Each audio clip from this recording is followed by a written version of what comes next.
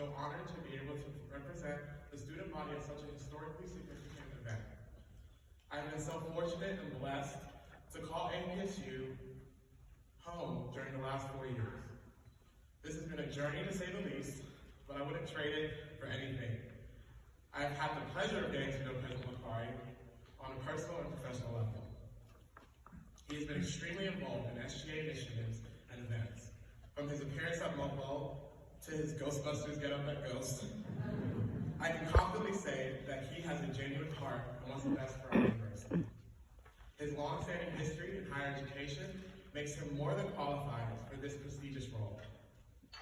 He has over 20 years experience in academia and has served as an acting university president.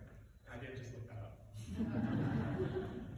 This speaks to his high level of competence to serve in this role, and he currently occupies. When I think of what makes a successful university president, I think about the ability to lead, the ability to show compassion, and the ability to navigate through crises. President Licari and the senior leadership team have been pivotal in getting our university back on track from the collateral damage that was COVID. President Licari, in a very short time, has shown that he is more than capable in leading our university through any storm. I'm so excited to see what he has in store for our future.